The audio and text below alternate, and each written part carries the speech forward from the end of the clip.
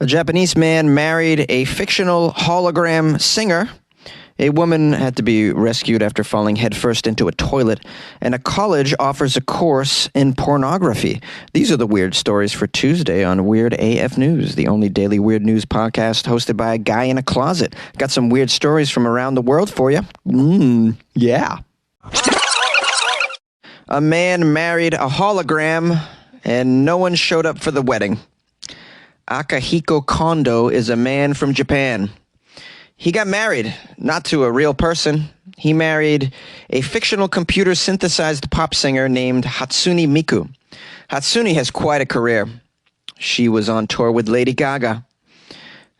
Akihiko said that none of his family turned up for this wedding between him and the fictional computer-synthesized pop singer. Nobody showed up for this wedding between him and a hologram. Big surprise. It says here, Akihiko and his wife Hatsune have been in a relationship for 10 years. This is before they got married in an unofficial wedding ceremony. It wasn't official. I'm so surprised.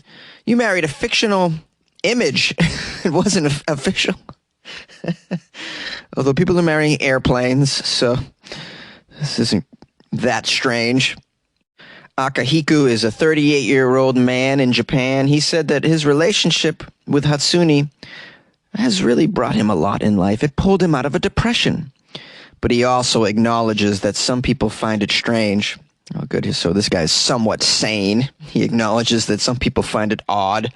Yes, people do find it odd. The data came in when no one showed up at your wedding, Akihiko, so obviously they find it strange. Akihiko says that he knows that his wife, who is generally depicted in popular media as a 16-year-old with long neon blue hair, is not real. He knows that his wife is not real, but he says his feelings for her are very real.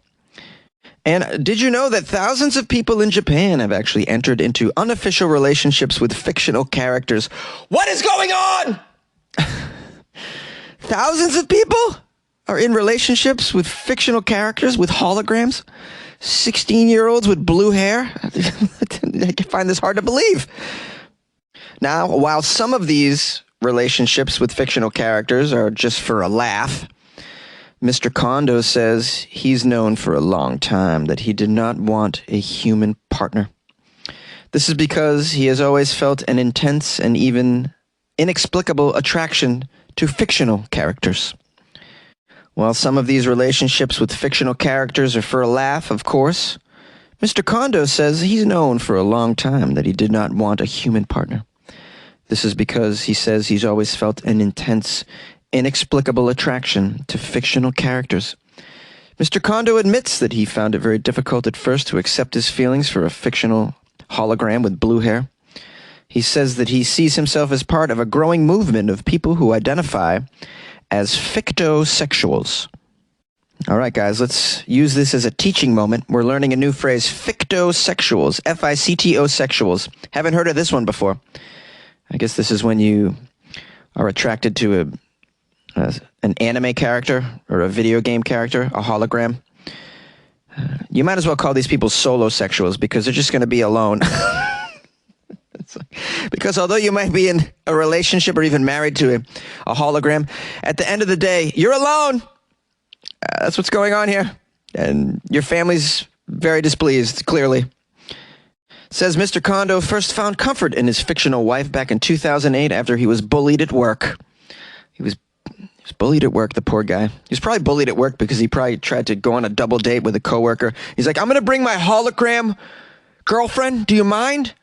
Are we going to a restaurant? I'll have to bring a projector so she could be there. Don't worry, she doesn't really eat. She just video of her eating. It says by this point, he already knew for a while that he did not want a relationship with a human being after he was rejected by a number of people. He didn't stick with it. He gave up. In 2017, he saw a huge breakthrough in his relationship with Miku after the release of a machine called the Gatebox. This is a device that allows its owners to interact with a variety of fictional characters represented by a very small hologram. It cost about $1,300 for this machine. So you actually can go on a double date with a fictional character that's a small hologram. with your little gate box. You can bring that some places. Wow. Our technology allowing people to just really take their pathology to a whole new level, huh? I'm sorry, I should be more sensitive to our fictosexuals that we have here. Now, Gatebox has an office where users can apply for unofficial marriage certificates. So you can use your Gatebox and get married to a little hologram. A little girl, 16 years old with blue hair. She seems underage to me. Is that okay to even have an unofficial marriage with a character that's not real? It's an unreal underage person? Still okay? Miku was among the characters that were available on the Gatebox, much to the delight of Akihiko, and he later proposed to Miku, and she replied, "Yes, please treat me well." Oh, yeah. Please treat me well. I'm a... Okay. Mr. Kondo invited his family to his wedding. He invited his coworkers to the wedding, but none of them turned up. That's just terrible. Some people did show up to the wedding. 39 people attended the ceremony. They were mostly strangers, online strangers and online friends. A bunch of trolls, probably. The poor guy. No support for his hologram wedding. Now, Hatsune Miku is a familiar name to fans of anime and Japanese culture. Originally created as a Vocaloid, a synthesized voice using Yamaha's Vocaloid singing synthesizer technology, she has since been depicted in human form in manga and anime series, video games, and merchandise. She has widespread and passionate following. She went on tour with Lady Gaga on her 2014 tour. Vocaloids, virtual singers, have now become a multi-billion-dollar industry. Did you know that?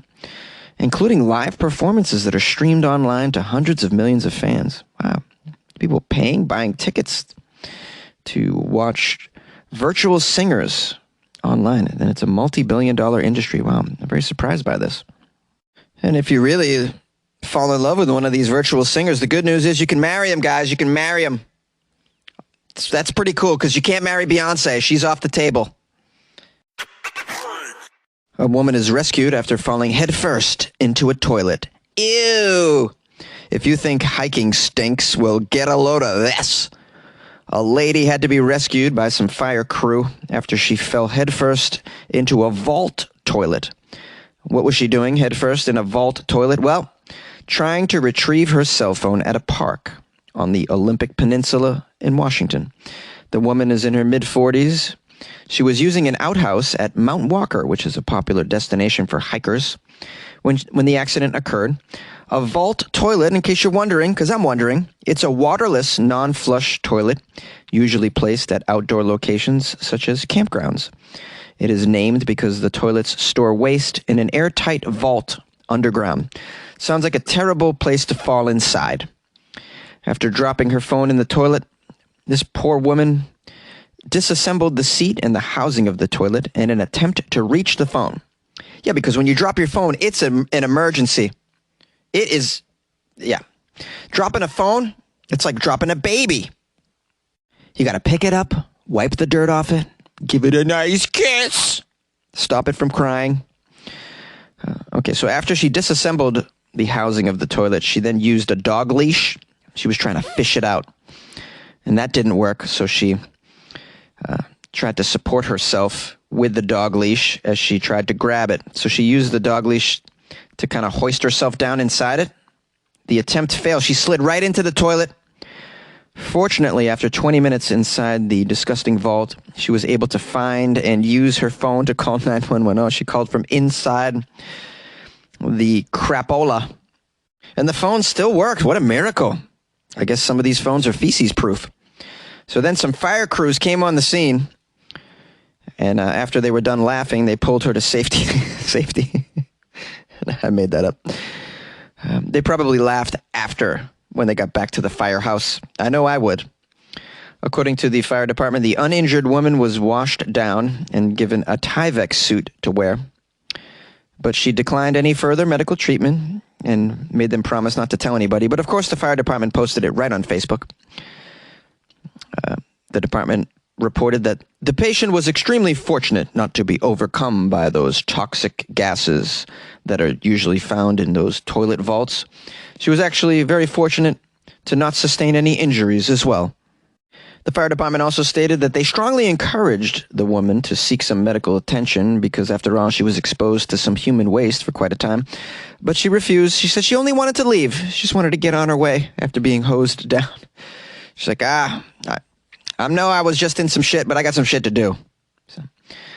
And this story sort of brings up what I think is a very important topic that we should all discuss, and that is when you drop your phone somewhere, to what lengths do you go to get it back? You hear stories about people in New York City, they lose their phone on the subway tracks. They go down there to get it. Very dangerous. You could be hit by a train. At what point do you go, screw it, I'm going to leave my phone there? I mean, will you stick your arm down inside a porta potty? Will you go to those lengths? I'm very curious. Call the show, 646-450-2012. You like podcasts? You're listening to my podcast. Maybe you thought to yourself, I'd like to make a podcast. Too difficult. No, not with Anchor. Anchor has free creation tools that allow you to record and edit your podcast from your phone or your computer. Anchor distributes your podcast to Apple, Spotify, Stitcher, and more. They have advertising integration, so you can even make a little money off your podcast. Everything you need to make a podcast in one place. Download the free Anchor app or go to anchor.fm to get started. And good luck with your podcast. Good luck with your creation. Good luck with your life, man. A college offers a course in pornography. Salt Lake City, Utah. A Utah college is offering a course that will evaluate and discuss different aspects of pornographic films. It's surprising to me that it's happening in the state of Utah, being a very conservative place, but okay. Let's learn something about it. Maybe this is a useless college course to help you in your career and your life. Probably not, but let's see. Here's a quote from the course description. Hardcore pornography is as American as apple pie and more popular than Sunday Night Football, in fact.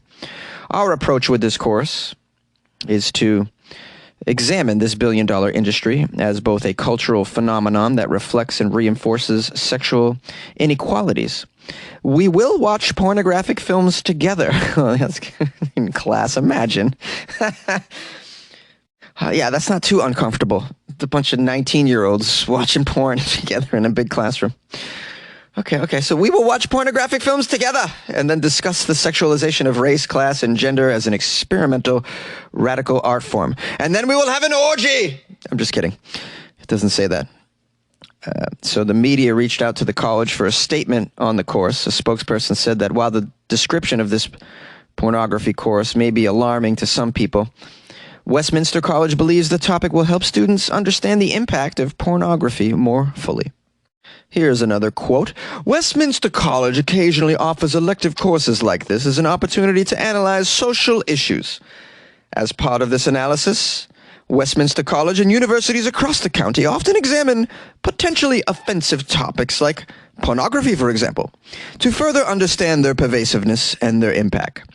Now, descriptions of these courses, while alarming to some readers, help the students decide if they wish to engage in serious investigations on controversial subjects. This course will help students learn how to think critically about the influence of porn and of digital media culture overall. Westminster is a private liberal arts college, of course, dedicated to offering students life and career readiness education through programs. Okay, all right, come on now. I love how these liberal arts colleges like to sell you on the idea that they're preparing you for life and career. You're really not. You're a liberal arts college. Okay, I know people that went to liberal arts colleges.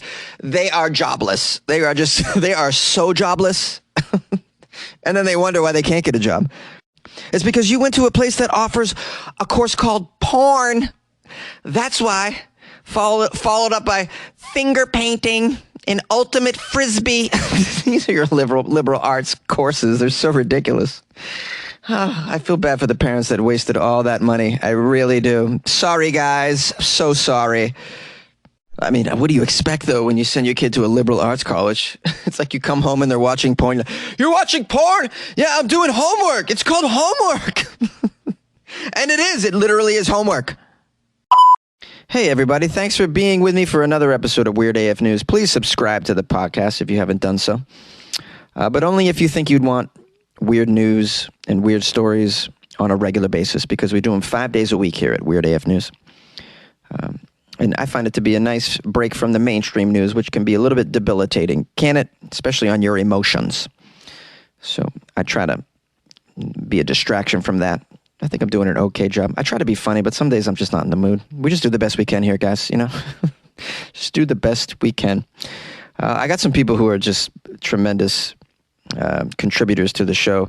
People that have joined the Patreon in the last 24 hours, especially like Chris. I believe the last name is Mac. Chris Mac joined the Patreon. Thank you, Chris. You're going to get your name up on the wall right there. You hear that wall? You're going up there, Chris. So thank you so much for showing the support. Please enjoy the extra content that's in the Patreon. Some extra weird stuff in there. Amanda Fadden also became a Patreon. Fabulous. Amanda Fadden. Big shout out, big ups to Amanda Fadden. Quality individual right there, showing the love for Weird AF News, showing the love for Jonesy on his birthday, which isn't today, it's tomorrow. But Amanda Fadden, thank you so much. You're going to have your name up on the wall as well. I appreciate that. And I'll take a photo of that, put it in the Patreon so you guys can see that. I don't know if you like that, but some people do, though. Some people want to be a part of my life. Also, someone bought me some coffees for my birthday. Huge Anus bought me some coffees. It's not the first time I've had coffees bought to me by Huge Anus. This happened before, and I'm so grateful. Here's the note from Huge Anus. Hey, mate, happy birthday. Thanks again for bringing the funny back into my life. I know I'm going to get a good laugh at least 5 days a week. A good laugh with my breakfast helps me through the day. I'm going to have a beer tonight up in the paddock with Benny Dictus to celebrate your birthday, Jonesy. Lots of love, Lucky, and the family, except Mrs. Luck. Yeah, Lucky is a big-time OG fan of the show, and we have a lot of back and forth on the emails and in the Patreon as well. Lucky is a member of the Patreon. So, Lucky, big shout out to Lucky for being a huge supporter of Weird AF News. I love that. You guys can either buy me coffee or join the Patreon from my website, weirdafnews.com, where you can click on those banners or just download the Patreon app on your smartphone or go to patreon.com/weirdafnews. If you'd like to. If you'd like to call the show, the number 646-450-2012. And email is funnyjones@gmail.com. If you come across some articles you'd like to send me that you think are weird that would be appropriate on the show, please send them on over. I prefer them to be rather recent if possible. Don't send me that shit from 2012, okay? Can't do that. But yeah, send it on over. Send it over. funnyjones@gmail or Instagram @funnyjones. I love you. Bye-bye. Hello, Jonesy. It's Maria in Miami, Florida, wishing you a very happy birthday. Feliz cumpleaños, and I want to thank you for the weird news. I love the sound of science. I laugh and learn, and also the Friday Florida news. Everything you say about the state, it's true. This place is crazy. Okay, take care and happy birthday. Bye-bye. Happy birthday to you. Want to wish you a happy birthday. Happy birthday to you. Happy birthday to you. Happy birthday, we love you. Happy birthday to you. Now blow up the candles. Ready? 1, 2, 3. Happy birthday! Hey, so it's Michael calling from Iowa City, and the countdown is on. 1 day until Jonesy's birthday, tomorrow, Wednesday, April 27th. And here's the quick pitch. You can send Jonesy a package or a letter. Just call the show at 646-450-2012.